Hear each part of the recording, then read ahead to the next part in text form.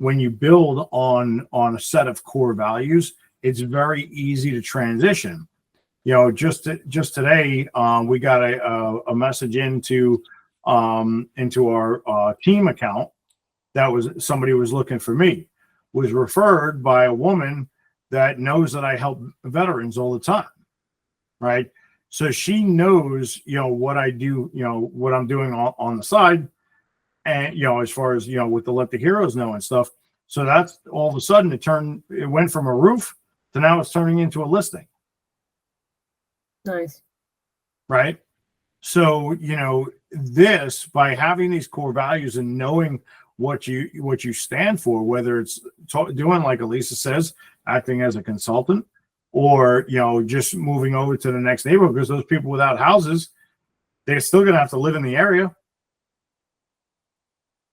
right? Maybe I have to do a couple of temporary rentals for a little bit, get people back into the houses, right?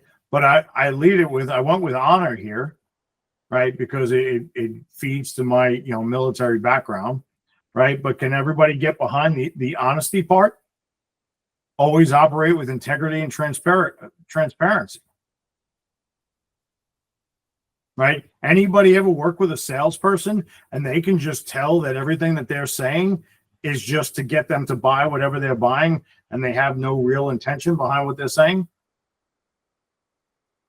Yeah. You go into it, if you haven't, go buy a car from a car dealer. I mean, it's crazy, right?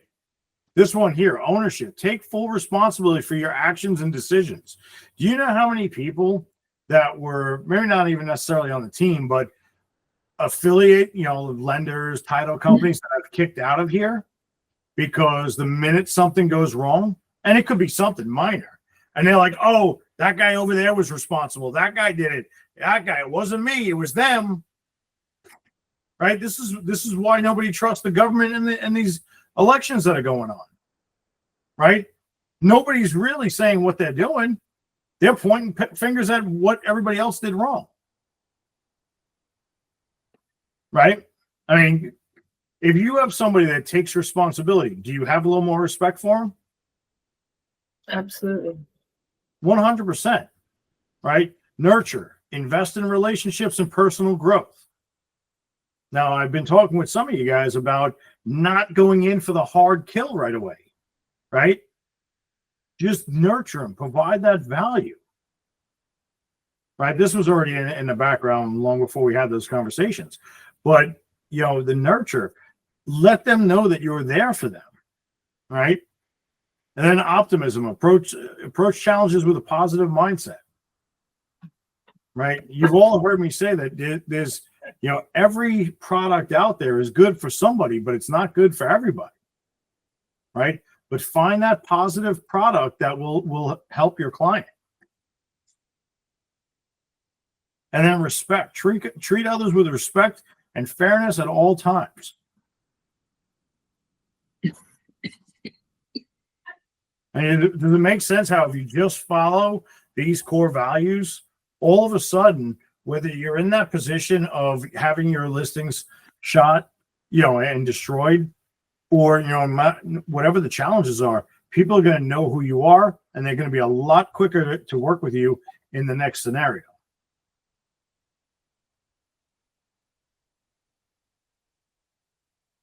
Right? What is that Shari, the woman with the 3 listings, are those primary residents or are those investor clients? I know nothing. First of all, they were in contract. She was supposed to close, and she had other listings as well. So she's a high producer. So she was counting on, I know Frank just told me. I'm not sure. I'm not arguing that, but depending on the scenario, okay, that is going to be something that we can, help in that scenario. If it's an investor, let's just say for argument's sake, it was one investor owned all 3 properties. What's going to happen with those properties if they are completely destroyed? They're going to get an insurance check, right? Mm-hmm. Okay. Yeah. Yep. And what does that investor need to do, like now, Stop the bleeding. I'm sorry.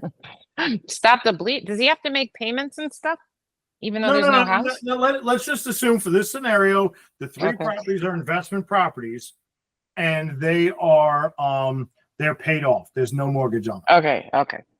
So now you just got three investment checks or checks from insurance companies on investment properties. Mm-hmm. Okay. Think about it. You just got three checks. What time of year are we in? Season. No, we're at the end of the year, Oh. folks. Right? I'll If be that was quiet. an investor and I just got checks for three houses, I got to get that money back into a product before I got to pay taxes. Right? Just assuming they're $350,000 a piece. Most houses are more, but let's just say they're $350,000. That's over $1 million that I'm sitting on in cash. I don't want to pay taxes on $1 million that I just got in checks. Danielle, you've owned a business before. Is that fun? No, I'm going to be racing to buy the first investment property I can find. That's a really good point that I didn't see initially. Yeah, but I wouldn't know, and that's why I asked Shari, and I didn't know what the scenario is, and she doesn't know, right? But that could be the scenario. I don't know, right? We had the one guy here, came through the door, right? I thought he was pulling my leg, right? When he came through the door, I would have bet you money that this was a scam, and I actually got nervous because it was him, his assistant. They were trying to talk fast. I thought they were playing games. Turns out they have 850 rentals. Mm-hmm. I sold a whole bunch of them, right? Now that was a little different, but I had to listen for what was going on. And once I determined and I realized that they were, legitimate, and there was a problem that I had to solve. They wanted to sell all of their single families and duplexes to buy bigger apartment complexes. Is that a problem that you would want to handle for somebody? Yeah. Same thing here. You get a check, you got to get rid of that money. Okay. Now, I mean, maybe they're owner occupants.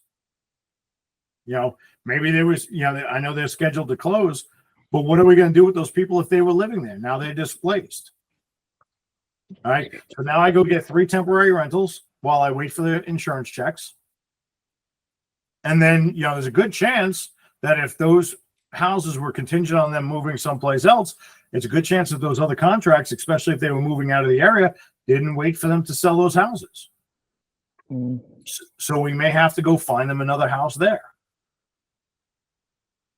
Right. So we have to listen to what our clients need. Does that make sense to everybody? Yeah, Chris, I wanted to bring it back to something you just said too. In another, I don't know if I mentioned it here before, but in another one of my groups, we talked about this, about at the end of the year, people needing to buy things, or selling things. I don't know, about anybody's, I just know that the rabbi calls me at the end of the year every year and says, okay, time to donate. And they have investors. This is crazy, that will match whatever donations they get, because their accountants tell them at the end of the year, they got to get rid of that money. So there are people who do buy properties, whatever at the end of the year, because they have to put it somewhere. They're not allowed to have all that money floating around. So that, you reminded me of that too, that's another kind of an in to, an angle to go at as well. Well, yeah, absolutely. You know what I did earlier today was that property that Daniel has down there in Plant City, Everglades City. I sent it to all my investors. I was like, hey, listen, I got a great deal for you if you need to, sit on some money for a little bit, buy real estate. Mm-hmm. Right. And this is not meant to be about investors, but do you see how if you're looking at the, nurturing the relationship, taking ownership of it and providing that guidance, all of a sudden, I mean, if you have nothing else behind you but a solid set of core values and principles, you can provide value and you'll do okay. It might hurt in the short term, like when a storm comes by, but do you see how you can get back on track a little faster? Mm-hmm. Anybody have any thoughts on that? No, it's good stuff. Okay. Has anybody been put in a position where taking ownership of something like this has been able to help them out? What do you mean? Well, taking ownership of a situation, right? We're all in a situation. I keep saying, we all went through COVID, right? Everybody here in Florida is affected by the storm in one way or the other, right? You can run and hide, or you can take ownership. It wasn't our storm, right? But it came through here, so take ownership. Hey, you know what? I got a wet vac and a bucket. Let me go, take my part in it and help some people out. I was out delivering furniture to a veteran family over the weekend. I wound up stopping and jump started a bunch of cars that were dead from the storm. Right, these guys are out of power for their now apparently it's going to be sooner. But when I was there, they were telling them until the end of the month. Right. Right, I could have driven by and I would have been just fine. But I took ownership of the fact that I had the ability to help them out, and I did. I could have gotten my day done a lot faster and over with and gotten back to what I wanted to do for the day. Right, and that's not meant to brag, right? But it's meant to point out the fact that we're all faced with situations that we can take control over. Make sense? And also, I think that's, when we're taking the ownership, we should be able to tell us, okay, make this decision. I thought that will be best at that point, and just move forward, not to stuck someplace when you made a decision and sometimes it doesn't work in a way you thought it will be, but still take the ownership to your decision and just keep moving. Mm-hmm. Yeah. Now, who thinks that I stopped to do that and jump those cars in a high end, very affluent area? Anybody? Could have been anywhere, no? Yeah, it was. Yeah, it could have been anywhere, but it was not. It was in an area that was very predominantly rentals, Section 8 vouchers, things like that. The chances of me getting a sale out of it, right, not going to happen. But you know what did happen? I had a whole lot of people that came up while I was jumping their cars, not the people themselves. Okay. But while I was helping them, a lot of people came up to offer gratitude for what I was doing. And when they asked, because of course my trail is all marked up for the let the heroes know, a whole bunch of them stepped up that, hey, when we get done with this, if you need help moving furniture, let us know. We're happy to help. Right? Okay, cool. So now, not only did I do a good deed for the day, but also too, I found people, because again, for anybody that doesn't know about Let the Heroes Know, part of what we do is to give empowerment back to, it is based around veterans, but if I empower other people along the way to do the right thing, we're golden. Make sense? So everybody here on this call right now, you'll see this more, and hopefully you make it part of what you do. But this here is really truly how we build our businesses. We got to have the core values and principles. Make sense? Now, based on that, has anybody? I know we've talked a lot about not going in for the hard kill right away. Have you guys been having any conversations and just nurturing those relationships? Miriam? Yeah, I mean, I got that one lead recently, the Spanish speaker. Again, I put him in contact with the loan officer. It's if it's doable, it's not going to be an easy, fast, deal. So I'm fully prepared to write it out with him, however it works out. Yeah. I mean, really, I don't think I've ever closed, even, going back in my past, I've never closed a real estate deal that was like super fast and easy. Like it was a breeze. Like I don't think I ever had one of those. There's always a relationship built. There's always like a level of trust that people want to establish with you while they're working with you. If you don't hit that relationship level of trust, I don't know. For me, selling residential, maybe commercial is different. They don't need to trust you. They need to see numbers. They still gotta trust you. Yeah. But that's what I call a culminating event, right? Where you build that relationship, and there's that thing that tells you, oh yeah, Miriam or Daniel, they've really helped me, and this point here is where I knew I could trust them, right? And we've all had these in relationships. There's something in the relationship, whether it's a friend, a coworker, whatever, where that relationship got defined by something.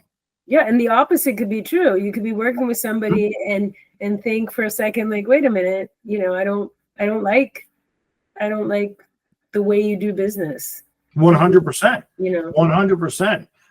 There was a situation that actually popped up, and it was actually kind of funny. Just a few days last week, I think it was last week, an agent decided to come down here, or not come down here, but I know him from my past life up in Maryland, and I guess he was trying to refer somebody down here. I didn't want anything to do with him because I know how he conducts business, and I don't like him. And I can go into, I know the exact reason why, but it's irrelevant right now. But yeah, I mean, culminating events go both ways. But when you get out there and you provide this and you operate with these core values, the Rotary Club has their 4-way test, right? However you want to look at it, is it fair to everybody? Right? As long as you lead with that, you're going to provide value. Make sense? Now, Miriam, you and Daniel, you both speak Spanish, right? Does anybody else here? Well, actually, Ellie, you're here as well. So we got 3 out of 8 that speak Spanish. Anybody else speak Spanish fluently? So I think I do, but I've been told I don't. Okay, so you don't. I do, but no, when I do business, I get a Spanish speaker just because obviously when they look at me like, Sherry, I don't understand a word you're saying. It's business. I'd rather they understood. Yeah, so we got 3.25 people that speak Spanish. Okay. So my point behind this is, right, for the Spanish speaking community, it is a very underserved community in this country. Mm-hmm. We have a lot of Spanish speakers here and a lot of native Spanish speakers that's their primary language. So for the rest of us, we can't provide that value that you can. Right, Daniel? Spanish is your native language, correct? Yep. Okay. Do you think that if I spend the next, 3-4 years in Spanish class, I can relate as well as you do? Who knows? I mean, you'll be surprised, but yeah, I mean. No, I may be able to speak the language, but even if I'm completely engrossed in this Spanish language, I'm still not going to be as versed as you that has this in your heritage. Yep. No, definitely. I mean, it takes a lot of years to master any language. I mean, it happened to us the other way around to be able to speak English and all that. It takes years to. And it's still showing, when you do things. So yeah, 100%. But you're going to be able to nurture that relationship and provide that value. Miriam, were you going to say something? No, what I was just going to say that even as a Spanish speaker, there's so many different countries that speak Spanish, and they have different cultural norms and different ways of communicating. For getting back to this Carlos gentleman, Carlos Alvarez, we haven't discussed where he's from, but I can tell you he's not Cuban, he's not Argentine. Like, I don't know where he's from, but his manner of speaking is sort of around subjects where other Spanish cultures are very direct, so even speaking Spanish, sometimes you're still, 100%. communicating 100%. Yeah. You'd like to. Absolutely. And we got to create the value, right? We got to nurture that relationship. But even if you don't speak it, now obviously you have an advantage, but even if you don't speak the language, can we still nurture somebody that has a difference or, a problem to overcome? Doesn't have to be Spanish. I just used that because I saw 3 people here that I know speak Spanish, right? But it's a underserved community. But by nurturing those relationships, we can help so many people and build relationships. Make sense? Elisa, you're from Ukraine. Do you have any people that are coming here that are displaced? Oh, yes. 100%, right? And they don't even have to be from Ukraine. Just that, to nurture and know that, you can be empathetic to their situation. Yeah, and also speaking the same language. I speak in Russian and Ukrainian, so the Russians speak like half of Europe, let's say, understand Russian better than, for example, English. Is from Latvia or Georgia or some other areas. So that's a big one. And sometimes people living here for many years, and you can meet them while you're walking out the dog and right here. Yeah. Who asked me, Daniel? I think you asked me about somebody who wanted to buy a piece of land and wanted to use financing. Yes. Yeah. Right. And what'd you do to that? Right. What'd you do to that lead? Well, I trying to reach out Kevin. And then after that, well, I sent a message to her today, what basically the lender explained it to me. And I put it on searches and, trying to get a phone call. I left a voicemail and trying to bring the value. So if it's not for this one, for any other deal. Correct. But what you didn't do was say, sorry, I have no idea. I can't help you. Oh, yeah. Right. I mean, it sounds silly, but do you know how many agents I've heard say almost the exact same thing? Sorry, I can't help you. Martha? Isn't that what the whole thing of honor your code is? If you don't know the answer, you're going to find somebody that does, that you can go ahead and refer them to or help answer the questions they have. 100%. And in that, where would that fall into it, into the core values? It'd be ownership and nurturing. Yeah, ownership. I may not know how to solve your problem today, but you know what I do know? I know plenty of other people in the industry, and I will figure out how to, solve your problem. Right? Which goes into also nurture and even the optimism. Honesty. Approach challenges with a positive mindset. I mean, Right? that's what we're here for, is to help them go through one of the hardest things that they are ever going to do. Yeah. And with all the properties that have been sold in the United States over, let's just say, the past 50 years, 100 years, whatever it is, do you think that scenario that you're in right now is completely unique and nobody's ever seen it before? No, it's not. We just got to find the path. Shari, what you got for us? Oh, well, honestly, everyone always says to me, wow, I've never seen that before. My girlfriend said I'd be a billionaire by now. But no, my favorite thing in my role of going over everything, Daniel, I'm putting you on the spot again. I think it's just you. Daniel comes up with these humdingers.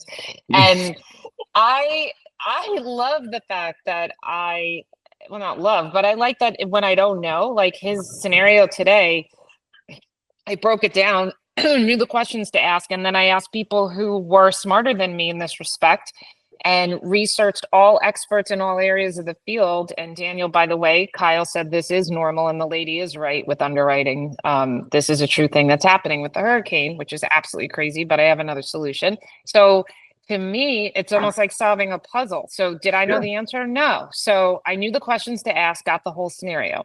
Then I went to a broker who thought of two things that I never even thought of. And was I embarrassed that I didn't think of those things? No. I'm like, awesome. I just provided value to Daniel and all of his customers. Then I said, let me talk to my insurance guy. He gave me some information. Then I said, let me talk to my lender and verify. So now I've got all the pieces of the puzzle laid out. And then by tomorrow, we have one more question and Daniel's problem will be solved. But and then I told each person that I spoke to, and this is just what I do. If you speak to somebody and you ask them for help, first of all, I like to tell them how the story ended because, we forget. We're like, oh, good, we got our answer. Second of all, none of these people had the exact answer for me. So tomorrow, when I get this problem solved, I told them, I said, I'm going to go back to you and tell you how we solved this problem because the lender she's like, I don't know what to do. The insurance guy is like, I didn't, this is what we do, but I didn't hear this. And each person did not necessarily they each had a piece. So when you go back and you tell them all, okay, this is how I solved the problem. First of all, no one does that.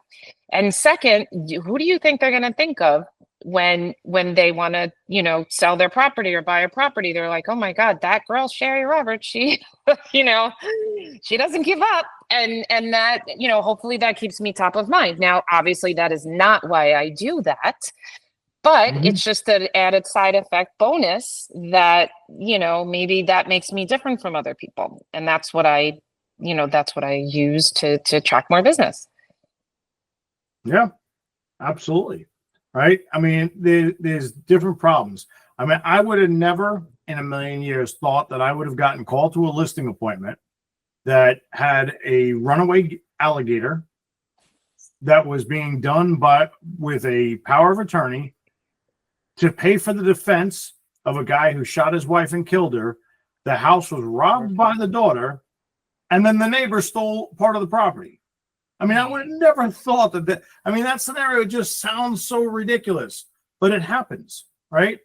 Now, maybe that particular order was kind of unique, but each one of those issues on its own was things that have happened and had to have been dealt with. Not only did we sell the property, we double-ended it. We got both sides of it.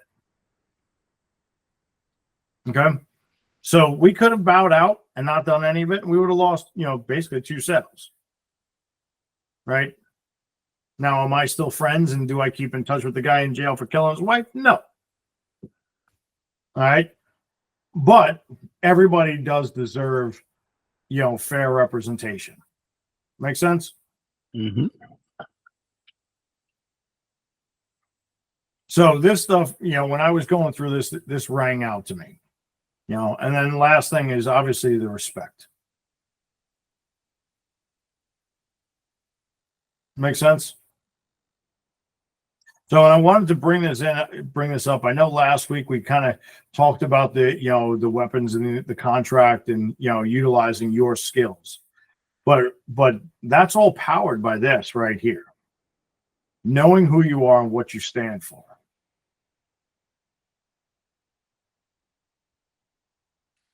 Any thoughts? Yeah, does anybody have besides this? Let's give another example of respect. Do you treat your $80,000 buyers, and I know Lauren does, do you treat your $80,000 buyers as the same way you treat your $850,000 buyers? And right? Should it be a resounding yes. Do you spend the same money on photographs? Yes. I hire the same photographer. I'm not saying I make a brochure, but I do hire my top-notch photographer, and that's just the cost of doing business. And when you make them feel just as important as everyone else, again, which we just do because that's our nature, but guess who they're going to refer their, $1 million properties to? You guys. They're like, wow, if Martha was able to handle this little thing, then imagine I know someone that's selling a $750 house. She's your girl. You should see what she did for me. They say that the average sale should result in, I think it's $117,000 in commissions. And referrals. Well, yeah, it's it's in residual sales, right? So if you get a sale, it should result into, buyers and sellers on average averaging out to $117,000 in commissions. So, but part of that is you got to be good enough to get the referral. Part of that is, providing the respect and guiding them through the transaction and taking ownership of it. Make sense? Now, Miriam, you were talking about the AI and all the programs. Yeah, and it's great. It is a strong tool that helps us to stay in front of everybody. We have to employ it right. It's not perfect, right? But that's okay. I have sent so many messages to my clients over the years with a spelling error or something else. Maybe the AI got messed up. They got two of the same messages or something like that. Take ownership. Hey, I messed up. I accidentally sent it to you. Right. And almost everybody laughs at it. And I think I might have had one person that was so offended by it. Right. It is what it is. Right. But it's all tools to help us get where we need to be. Right. Makes sense. So with that, with everything we've been talking about, how does this I want to hear from everybody. How does this make you feel as you're getting into working with your SOI and your clients? Martha?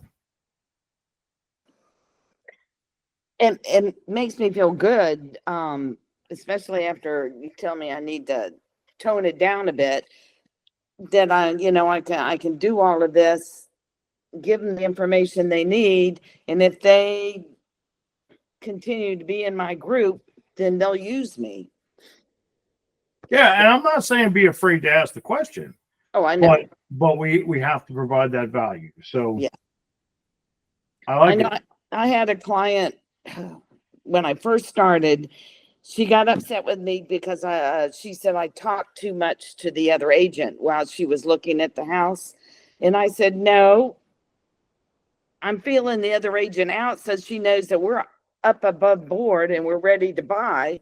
And she also let me know what the price point the seller was going to be the lowest that they'd be able to take. I said, we found things out about each other. But the chick was just very upset with me for communicating, I guess is a good way to be. 100%. And the thing about core values, right, is if you set them, you're not going to get along with everybody. Yeah. Right. Somebody is not going to resonate with your core values, and that's okay. They are not your core, baseline of your clientele. Right. I had somebody that got upset because I put the husband's name before the wife's name. I've done that on every contract up until then. I misread, I just put it the way I always did. She was so upset with me. We got past it later on. But I mean, it's commonplace here. I didn't even think about it. Right. But she got upset with me. So, it had nothing to do with anything. There's other people that have gotten mad at me for various different reasons. But if I know who I am and I take ownership of it, you know what? I know that not everybody likes me, and that's okay. Make sense? Daniel, what about you? No, I mean, it's to me, it's just unachieved. I mean, it just, you have to help everybody. I mean, that's what I'm trying to get out of this. It doesn't matter what type of customer and what type of person. Again, with the other person of $50,000 a lot, if you show them that you care, even if you don't get, her, definitely she's gonna refer you. So, and that creates value. And if you know who you are, things is gonna come to you. So that's the way I see it.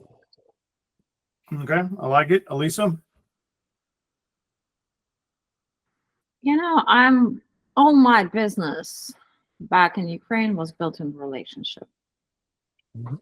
It's about when you're nurturing the people and don't really just share your thoughts, your expertise, your time, and be trying to be helpful. in the way you are, and then all of a sudden you start building with people like a business that you can, and they open your doors that you never thought will be open to you. You can't. I didn't expect I have a couple of stories. I was like make a speech, like a training for their healthcare managers and healthcare professionals in the area. Nobody else wanted to go. And I decided, you know what, I do want to do this. I do know that it's not like a super profitable, but I just want to help these people be on the point. And I went that area and seen that these two regions was my main source of income during the COVID.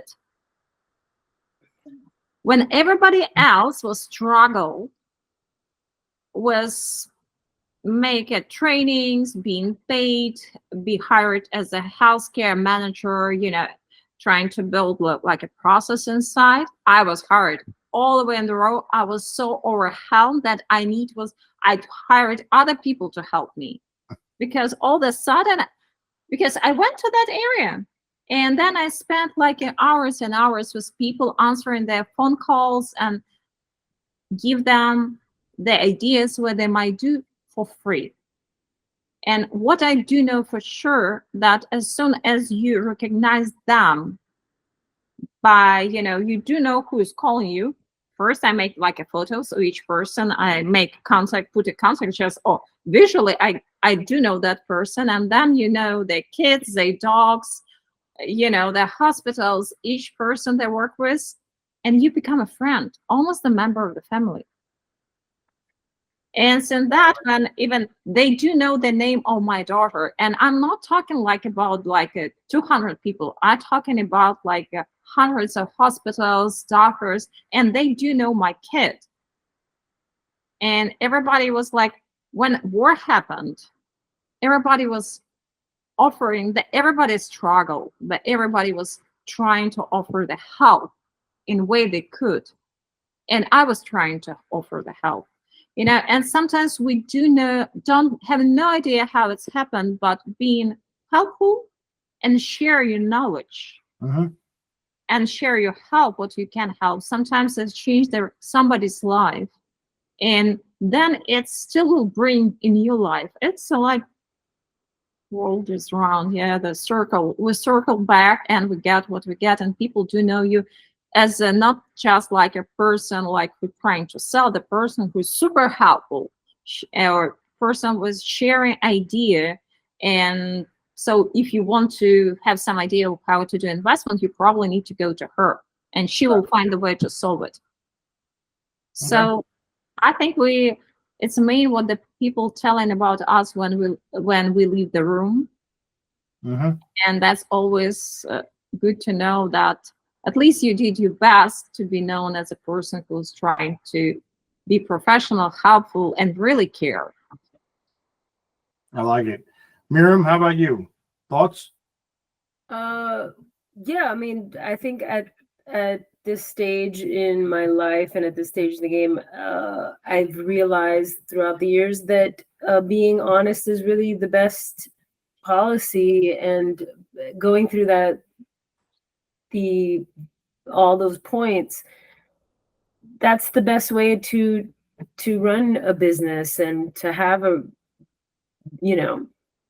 business run well, is to have that as a policy. And to, even when you were talking about helping, like that's just the way I usually run my life. Like if I can stop and help a stranger, like, and if I have the ability to, I just usually do. That's just, I just think karmically it's the right thing to do. So I think those core values are pretty solid, basic, fundamental, good stuff. I like it. Marsha, what about you?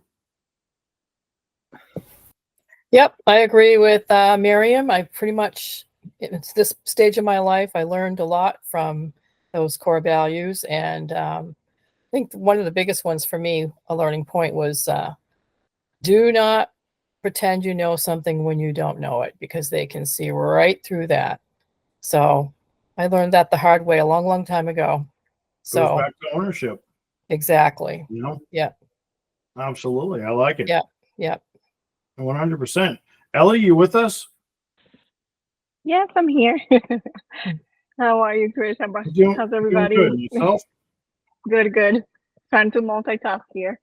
Thank you for sharing the new core values. And what I'm getting out of it is a little more guidance or a reminder, because I think most of us at a general level, we do follow those core values on our daily life. So this is a good reminder to have maybe like screenshot it on our phone to say, okay, what am I looking for here with this client? Just remember to own the information, to be honest, speak with integrity. And I guess I'll piggyback from everybody else. Helping is our core essence as realtors. So that reflects those core value so much. When you're honest, I mean, it goes without saying. I like it. I like it. Sherry, how about you? Oh, and she ran out. She took that. She said what she had to say, and she ran. Jumped right off the meeting. She's like, I'm not like Ellie Chris did. ask any more questions. Is that a mic drop? There she is. There she is. Oh, well, I was all just you saying, have. you ran out on us. There. So yeah, I guess I'll follow that. And for me now, I feel a lot more motivated. And like I said, I think I'll take a screenshot before talking to clients and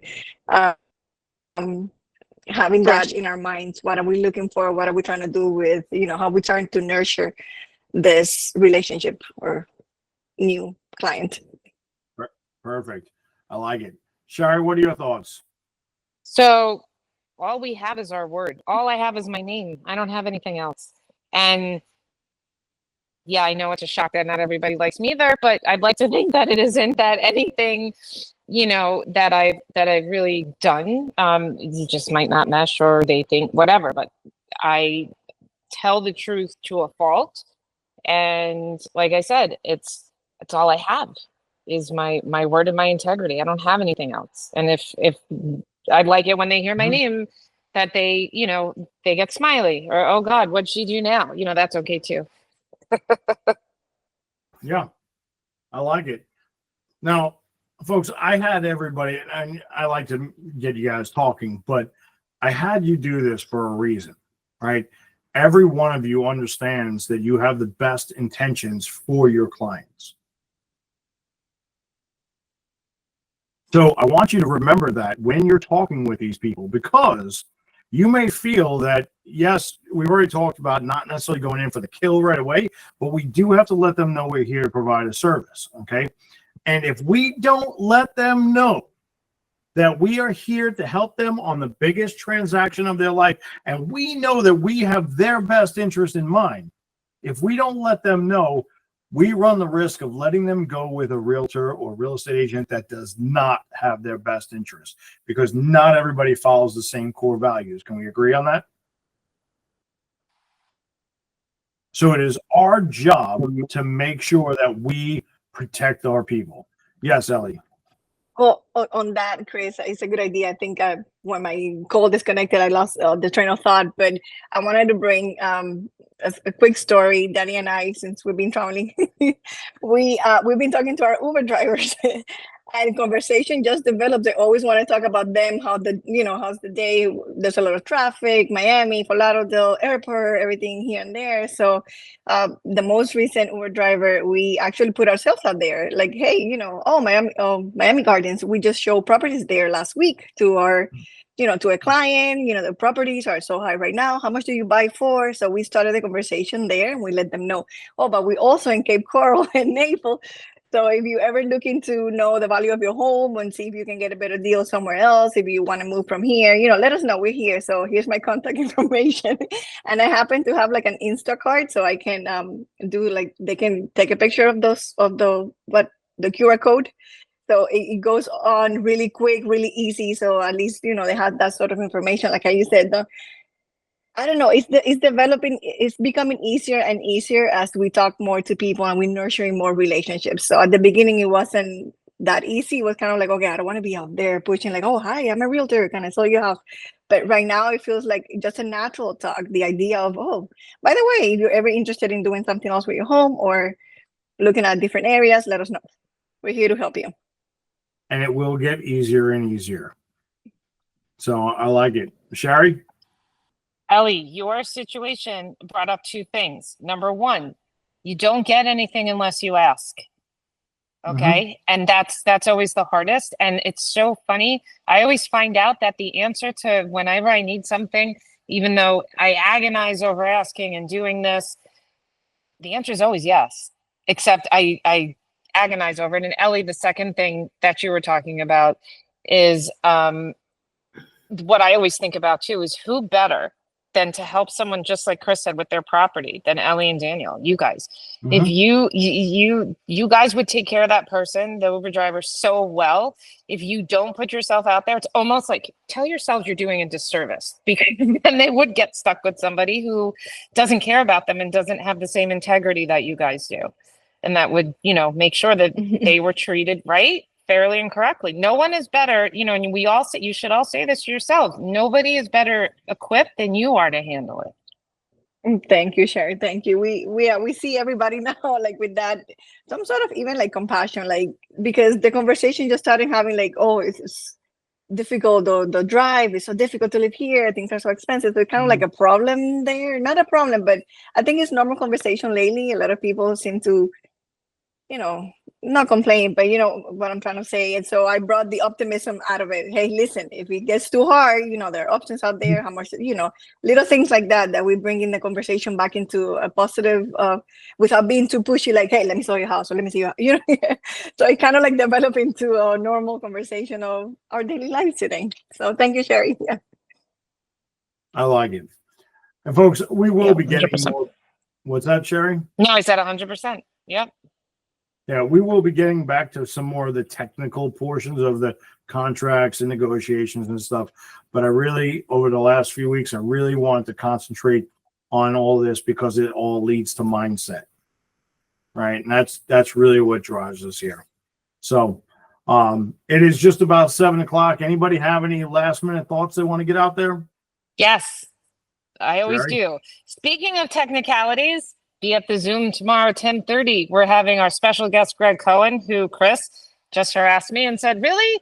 You're not, the Zoom is not, the lunch is not a Zoom? I'm like, oh my God. So No. If you're going to throw that out there, you need to be specific.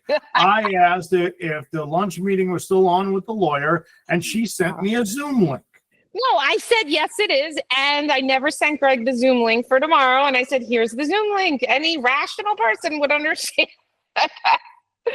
I was multitasking, and I know Ellie can relate to that. So, but listen, tomorrow's Zoom is another thing, a proposition of value, something else to put in your tool belt. We're going to be talking about portability, another solution to an objection that a seller may have who's lived at their house for 1 billion years. You could bring your tax break that you get on your home with you to your next property. And like I said, I always forget the ins and outs of it. I just know that it's there. And I need a refresher course myself. So Greg's going to go over it with us tomorrow. And I really think it's a good idea you meet him too. He's just fantastic. Does anybody not know what portability is? Everybody It's amazing. knows. It's amazing how many people out there do not know what it is, though. Oh, it is amazing. Right. And you're going to have people when they talk about, oh, I can't move my property taxes. I've been here since 2005 and my taxes are so low. Yeah. Great. Take them with you. Yep. Right. You'll have somebody that's in a big giant house and they can't afford it anymore, but they're afraid of the taxes. Take it with you. Get a smaller house, downsize. We'll sell the big one for you, get you into something affordable, and away you go. And guess what? No one knows. Agents generally don't know about it, and agents generally don't make sure at closing. One of the questions they ask the title company, hey, is there something about portability I should know? So again, it's another thing to make you valuable. 100%. All right, folks, it is 7:00. I appreciate you being on here. I hope this helps, and I'm looking forward to tomorrow.